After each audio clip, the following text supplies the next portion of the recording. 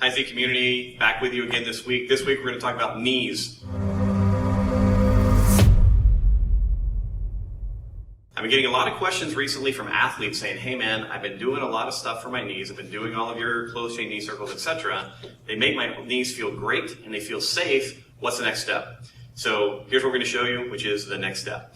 If you don't know this, we actually do a tremendous amount of band work in Z Health because we're already doing a lot of mobility stuff.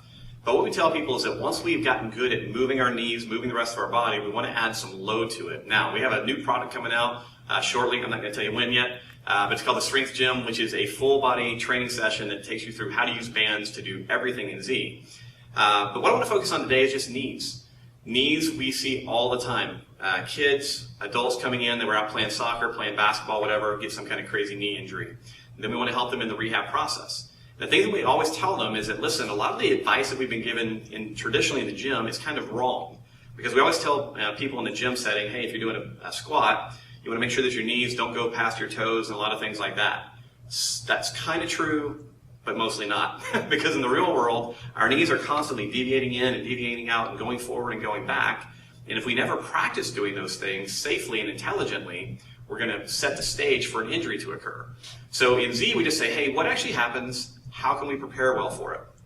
So our basic closed chain knee circles in R phase look like this. They're really not complicated. You've got a nice tall spine, and you're just doing good knee circles. You want to try and keep your hips still as best you can so that the work is focused in the knees. Because if you see stuff like this happening, that may be good for Friday night, a little dancing, but what we want to do is try and keep your hips still for this exercise. So R phase, we do it in neutral stance, and then in I phase, we do it in different lunge positions.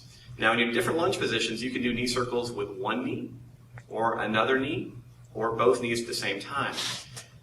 So what I'm going to do is take you through a little progression, assuming that you've already done some of this work. I don't want you jumping into the loaded stuff until you've done a little bit of work in neutral stance and lunge positions.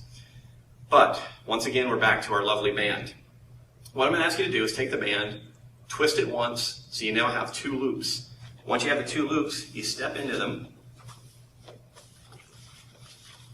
Right? And now what you're going to do is decide where you want to place it. Now, in general, when you start this, I'm going to ask you to put the loops above your kneecaps. All right?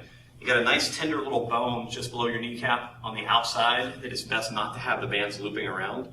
So keep it looped around, like I said, above your kneecaps in the beginning. What you'll notice is that with these bands, once you loop them, you really can't stand in a neutral stance again, because if you did, the band just falls off. So in general, what we're going to do with these on is we're going to step immediately into I phase lunge positions. So we're going to get nice and tall. We're going to step forward into an anterior lunge position. And notice that I'm trying to get both my feet facing straight ahead. Nice tall spine, pelvis is controlled. And I'm going to just do a simple knee circle with my front leg. So the band is going to offer me some resistance as I move around. Okay? Now, if you're really strong, you may need a much bigger band. I'm using this one because it's green and you can see it easily against my pants. Normally for these, I use a much wider band, but when you're first starting out, you may want to use these smaller ones just to get used to the idea of this kind of resisted movement. Now, what I love about this, like I said, is this particular exercise makes my leg and brain learn how to decelerate and control my knee as it's moving to the inside, because that's what the band's pulling. This is a typical position that many people injure their meniscus and ACL in. So being able to decelerate against resistance is awesome. All right, it's a great tool. So you're going to do 5 to 10 repetitions of circles in each direction in an anterior lunge, and then a lateral lunge. All right, so anterior and then lateral. So once again, that band's giving me some nice resistance, moving medially. Gives me a lot of feedback as far as the smoothness of my circle, but also the control. What I want to be very aware of is if there's an area where I can't control it, I may need to decrease the resistance on the band and build strength there. Now, once you've done 5 to 10 repetitions in each side on each leg, or in each lunge position with each leg, if you feel like doing a little bit more work and you have the time, go back and repeat those same positions, only now take that front leg, turn the toes in for a set of 5, and then repeat it with the toes out for a set of 5. Every time you change the foot position, the intensity of the exercise changes for the leg. So in terms of developing better neural control of the movement, but developing very position-specific strength, this is invaluable. If you don't play field sports, you still need to do the exercise. Because you're working in the yard, you're running across the street, you're playing with your grandkids, it's still very, very possible for your knee to go someplace that maybe you didn't plan for it to go. You want to make sure that you have the strength and control there.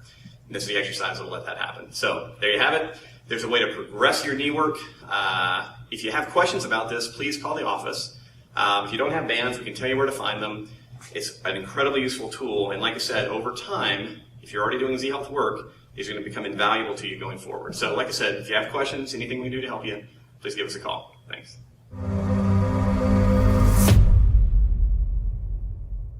Make sure everything's working. Yep. Things are working. We're working. Everybody working? Good. Shin kicks all around. Shin kicks for everybody. All right. Rolling. Yeah, rolling. Let's hear it. Yep. All right.